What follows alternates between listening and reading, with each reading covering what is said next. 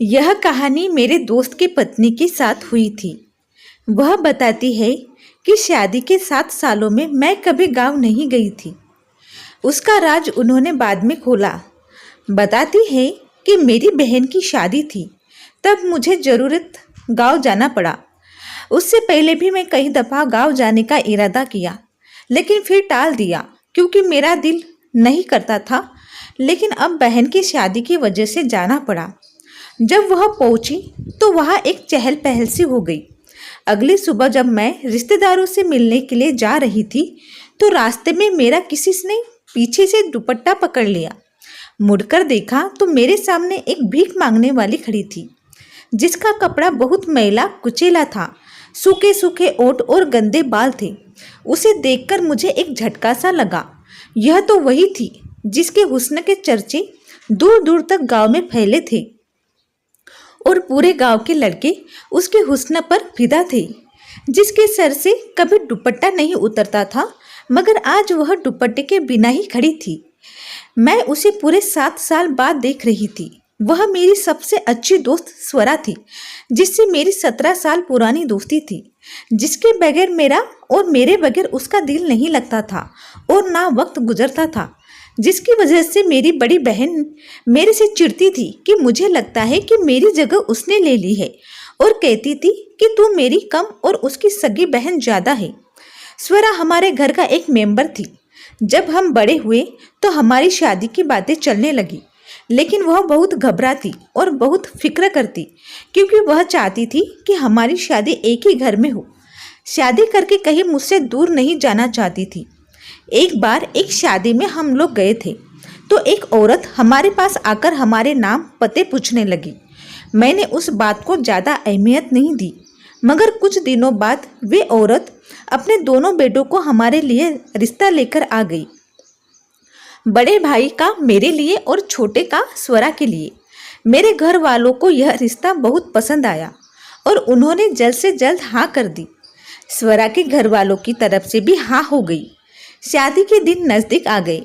मेरी बड़ी बहन ने मुझे समझाया था कि अब तुम्हारी स्वरा के साथ 2 रिश्ते हैं, देवरानी और जेठानी का रिश्ता, जो बहुत ही नाजुक रिश्ता होता है, और तुम लोग एक ही साथ रहोगी।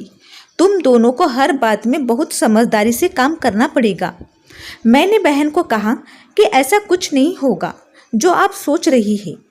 मेरा और स्वरा का साथ बहनों जैसा ही था। हमारा तो सालों का अरमान पूरा हो रहा था। हम देवरानी जेठानी बाद में है, दोस्त पहले है। मैं और स्वरा शादी करके उस घर में पहुंच गए। जिंदगी बहुत खूबसूरत हो गई थी। शादी के 1 साल बाद मेरी गोद में मेरा बेटा और स्वरा की गोद में उसका बेटा आ गया। मेरे पति की नौकरी शहर में लग गई थी। वह पढ़े लिखे थे, इसलिए उनको शहर में ही नौकरी मिली थी। वह जिद कर रहे थे कि मैं और मेरा बेटा उनके साथ शहर चले, जबकि मेरा दिल किसी तरह शहर जाने के लिए तैयार नहीं था। आखिरकार मेरे पति शहर चले गए। जब आए तो खूब सारे गिफ्ट लाए थे। हमारी एक बेटी भी हो गई थी। मेरा बेटा 5 साल का हो गया था। जिस घर में हम रहते थे, उस घर के बीच में एक छोटी सी दीवार थी। एक हिस्से में मैं और एक दूसरे हिस्से में स्वरा रहती थी। यह हिस्सा तो बस नाम के थे, वरना हम इकट्ठे रहते थे। मैं दोबारा प्रेग्नेंट हो गई थी, मगर स्वरा के यहाँ एक ही बेटे के बाद दोबारा बच्चा नहीं हुआ। इस बार मेरे पति ने जिद पकड़ ली कि तुम मेरे साथ शहर चलो। यह अकेली कैसे रहोगी, और बड़े बेटे का एडमिशन करवाना है। मेरे सारे ससुराल वालों ने भी कहा कि वह ठीक कह रहा है, तुम जाओ, मना मत करो। सबके समझाने पर मुझे मजबूरन पति की बात माननी पड़ी, मगर मैं दिल में खुश नहीं थी। कुछ वक्त बीत गया। मेरे यहाँ मेरे छोटे बेटे की पैदाइश हुई। वह बहुत ही खूबसूरत था। अंग्रेजों जैसा एकदम गोरा चिट्टा, बड़े बड़े आंखों वाला बच्चा सबको बहुत प्यारा था। मेरे पति ने कहा, तुम नहीं जानती, तुमने मुझे बहुत बड़ा गिफ्ट दिया है। इस बार तैयार रहना, मैं आऊँगा तो तुम सब मेरे पास शहर चलना। उनको 2 महीने बाद आना था। पति के चले जाने के बाद हम सब इकट्ठे बैठे शाम को चाय पी रहे थे, तो मेरे देवर ने कहा कि भाभी तुम चली जाओगी तो घर सूना हो जाएगा। मैंने कहा, तुम भी चलो ना, वह बोला, मैं क्या करूंगा जाकर, मुझे कोई काम तो आता नहीं। कम से कम यहाँ जमीन पर काम करके पति पत्नी और बच्चों के लिए 2 वक्त की रोटी कमा लेता हूँ। स्वरा बिल्कुल सर झुकाए चुपचाप गुमसुम बैठी थी। मेरा दिल अजीब सा हो गया, मगर मैं भी मजबूरन थी।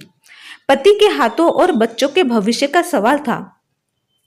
कुछ दिनों बाद मेरी तबीयत में थोड़ी सी बेचैनी शुरू हो गई। मेरी तबीयत में थोड़ा सा भारीपन आ गया था।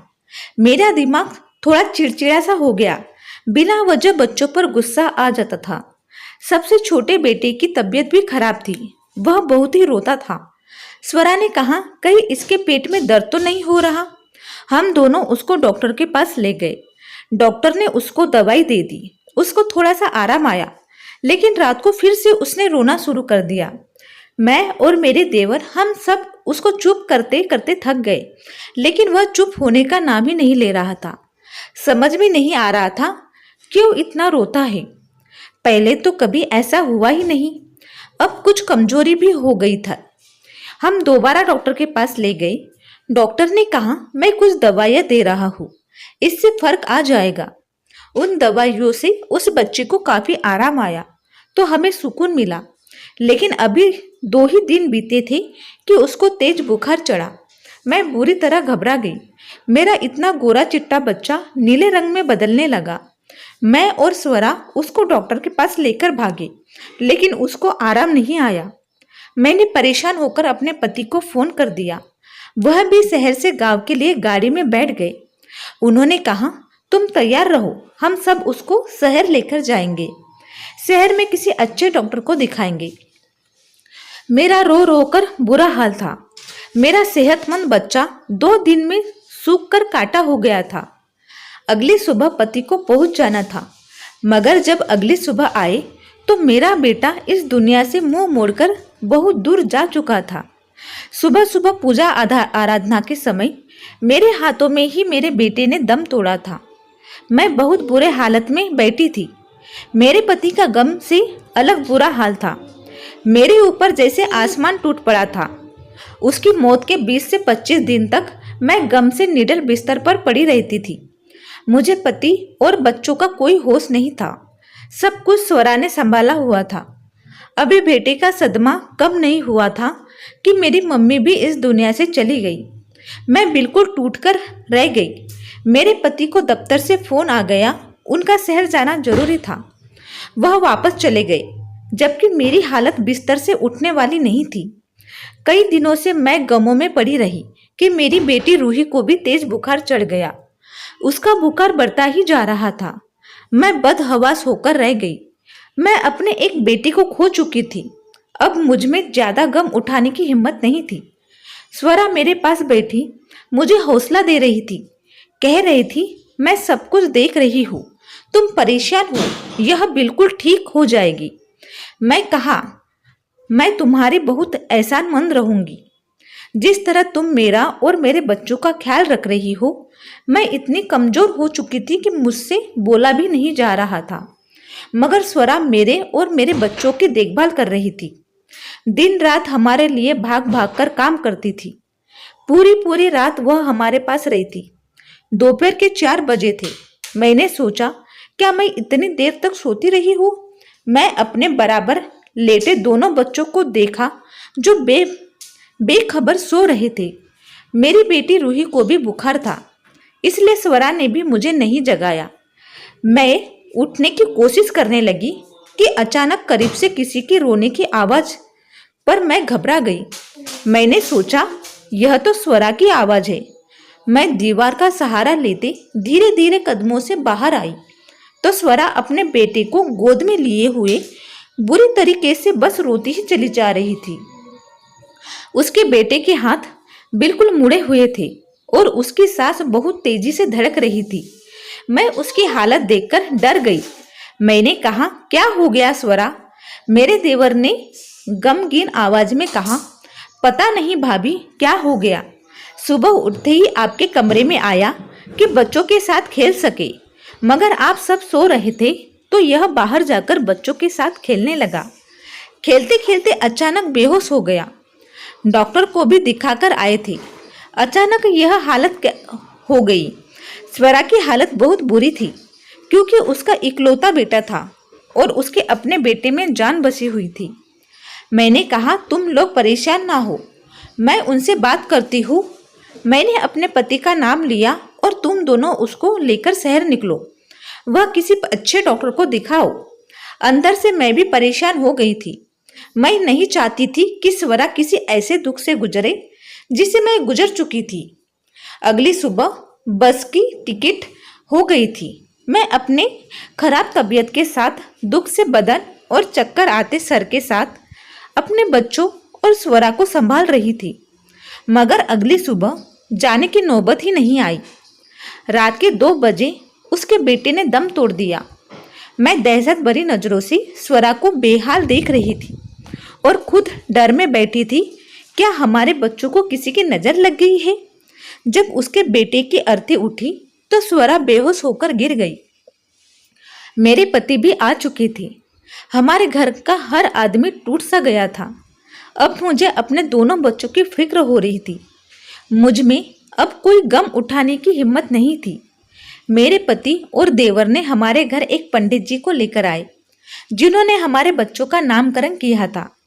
उन्हें घर लेकर आ गए। मैंने जल्दी से दुपट्टा लेकर उन लोगों की तरफ भागी। वह हमारे घर में देखने के लिए आए थे कि लगातार 2 बच्चों की मौत क्यों हुई थी, और वह एक काबिल पंडित जी थे जो हर चीज बताया करते थे और नामकरण, शादी वगैरह भी किया करते थे। वह हमारे गांव के जाने माने पंडित जी थे। वह बहुत ही अच्छे इंसान थे। उनके शब्द आवाज में ऐसा जादू था कि सामने वाला उनका भक्त हो जाता था।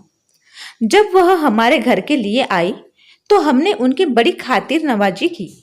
अपने नरम शब्दों से बात करते थे। अचानक बात करते करते वह रुक गए। फिर वह जैसे हवा में कुछ सुनने लगे और इधर उधर देखते हुए बोले, पता नहीं क्यों मुझे हवाओं में कुछ चुड़ैलों की हंसी महसूस हो रही है। फिर वह मेरे हिस्से की तरफ जाने लगी। वहां पहुंचकर वह मेरे कमरे के बाहर आंगन में बने कच्चे फर्श के पास बैठ गए। फिर उस जगह रुककर गौर से उस मिट्टी को देखने लगे। मैं उनसे दूर खड़ी सब देख रही थी। उन्होंने मेरे पति से कहा, यहाँ से मिट्टी हटाओ। मेरे पति मिट्टी हटाने लगे। अचानक जमीन के अंदर से जो चीज निकली, उन्हें देखकर मैं चकरा गई। मिट्टी का पुतला था। उस पुतले के साथ एक पर्ची थी जिस पर कुछ लकीरें बनी हुई थी और उस पर्ची पर रूही नाम लिखकर उस पर क्रॉस का निशान बनाया गया था। हम सब ना यकीन कर पाने की निगाहों से देख रहे थे। अचानक मेरे दिमाग में एक धमाका हुआ। जिस रात मुझे बुखार था, मैं आंगन में किसी को सोया देखा था जो मेरे कमरे के बाहर मिट्टी खोद रहा था। मेरे पति और देवर ने दोनों हाथों से अपना सर पकड़ लिया और कहा कि किसका नाम है। पंडित जी ने मेरे देवर से कहा कि आपकी पत्नी की तबीयत कैसी है। वह परेशानी से बोली, पंडित जी बहुत ज्यादा बुरा हाल है। पंडित जी ने कहा, क्या मैं उनसे मिल सकता हूँ? उसने कहा, जी जी हाँ मिल सकते हैं, और मेरी पत्नी के ऊपर मंत्र भी पढ़ दीजिएगा और मेरी पत्नी के लिए प्रार्थना भी कीजिएगा, उसका गम हल्का हो जाएगा। स्वरा बिस्तर पर लेटी हुई थी। पंडित जी का आने का सुनकर बड़ी मुश्किल से उठ बैठी, फिर धीरे से उनको नमस्ते किया। पंडित जी ने उसके पास पहुंचकर जोर से सांस ली और उनके चेहरे का रंग गुस्से से लाल हो गया। वह गुस्से में बोले, जो तुमने किया है उसी का फल तुम्हें मिला है। तुमने जो जादू किया है, तुमने जो दूसरों की गोद उजाड़ी है, वह उसका ही फल है कि आज तुम्हारी ही अपनी गोद उजड़ गई है। अपनी दुनिया भी बर्बाद की और भगवान तो तुम्हें कभी माफ नहीं करेगा। पंडित जी की बातों पर हम सब हैरानी से देख रहे थे। अचानक स्वरा का गुस्सा उतरना शुरू हो गया। उसे एकदम दौरा पड़ गया। वह चिल्लाते हुए बोली, मैं क्या करती? मेरे साथ ही क्यों ऐसा हुआ? हम एक साथ पले बड़े, एक साथ पढ़ाई की, लेकिन किस्मत ने धोखा दे दिया। शादी भी एक दिन हुई, एक ही घर में हुई, मगर उसका पति मेरे पति से खूबसूरत और पढ़ा लिखा था और मैं यहाँ मामूली सी जिंदगी बिता रही थी। यह बातें मुझसे बर्दाश्त नहीं हो सकती थी मैं रोज अखबार पढ़ा करती थी। अखबार में एक पैराग्राफ था जिसमें काले जादू करने वाले का पता था। मैंने उस खत के जरिए उससे बातचीत की। पहले मैंने उसके बड़े बेटे को रास्ते से हटाना चाहा, फिर इस पर अमल करवाकर अब मुझे उसकी बेटी को हटाना था। मैंने ही पुतला जमीन में गाड़ा था क्योंकि मैं यही चाहती थी कि उसके तीनों बच्चे मर जाए ताकि यह शहर ना जा सके, क्योंकि अपनी औलाद की खातिर जा रही थी और मैं कैसे बर्दाश्त कर लेती कि वह जाकर वह ठाठ से रहती। इस काला जादू के जरिए मुताबिक उस जमीन पर जहाँ पुतला गड़ा है उस पर सबसे पहले जो भी चलता हुआ आता उस अमल की चपेट में आ जाता। उसी रात मैं नींद की दवाई दूध में मिलाकर दे चुकी थी। मैं जानती थी कि यह सब सोते रहेंगे मगर रूही जरूर उठकर बाहर आएगी, मगर मेरा किया मुझ पर ही वापस आ गया। सुबह जब मैं सोकर उठी तो मेरा बेटा मेरे बराबर सोया नहीं था। मैं घबराकर उसको देखने गई तो उसके कमरे से वापस आ रहा था, यह कहते हुए कि चाची और सब लोग सो रहे हैं। मैंने उसको आता देखकर दिल पकड़ लिया और फिर मुझे उसका फल मिल गया। वह रोती हुई अपना सर पीट रही थी और मैं बेयकीन से स्वरा को देख रही थी। मुझे लग रहा था जो मैंने सुना वह गलत है। मेरा दिल कह रहा था मैं चीख चीख कर कहूँ कि क्या कोई इंसान जलन में इतना भी गिर जाता है। पंडित जी ने कहा, जो लोग भगवान की दी हुई चीज पर राजी नहीं होते उनका यही अंजाम होता है। मैं दीवार का सहारा लिए छोटे छोटे कदम उठाती बाहर आ गई। मेरे देवर ने नफरत से देख के पत्नी को कहा, मैं सोच भी नहीं सकता था कि तुम इतनी घटिया हो। मैं अपने कमरे में आकर बिलक बिलक कर रोने लगी, मगर मेरा दिल रो रहा था। स्वरा मेरे पास आई और रोती हुई बोली, मुझे माफ कर दो। मैंने उसको कहा, जो औरत अपने बच्चों की जान ले सकती है उसे माफ किया जा सकता है क्या? तुमको अगर मुझसे दुश्मनी थी तो मुझसे दुश्मनी निकाल लेती, मगर मेरे बच्चों ने क्या बिगाड़ा था? मैं नफरत से रोते हुए बोली। फिर स्वरा बोली, मुझे दुश्मनी नहीं थी, पता नहीं मुझे क्या हो गया था, मुझसे बर्दाश्त ही नहीं हो रहा था। तुम्हारे पास सब कुछ अच्छा अच्छा था, बच्चे थे, तुम्हारा पति के पास नौकरी थी और मेरे पास कुछ भी नहीं था, इसलिए मैं बर्दाश्त नहीं कर पाई। मैं तुमको कुछ भी नहीं बोलूंगी, ना कोई बद्दुआ दूंगी, क्योंकि मैं जान गई हूँ कि भगवान का बदला बराबर होता है। मुझे कुछ भी नहीं बोलना और मैं उसको बगैर देखे अपने पति और बच्चों के साथ उस घर से ही नहीं बल्कि उसकी जिंदगी से और गांव से ही निकल गई। मेरे देवर ने उसको तलाक दे दिया। अपने बेटे की मौत और फिर पति की जुदाई में उसने अपना दिमागी संतुलन खो गई थी। अब वह गांव-गांव की गलियों में बिखरे बालों से बेहाल घूमती फिरती है। मैं दोबारा पलटकर गांव नहीं गई, लेकिन अब 7 साल बाद जब मैं वापस गई तो उसने मेरे दुपट्टे को पकड़ लिया, मगर मैं अपने दुपट्टे को उसके हाथों से छुड़ाकर और उसको नजरअंदाज करते आगे बढ़ी। भाभी की यह बातें सुनकर मुझे समझ आ गया कि भाभी क्यों अपने गांव नहीं जाती थी। जलन सबसे बुरी जादू है, जो करने वाले और जिस पर किया जाए दोनों को बर्बाद कर देता है।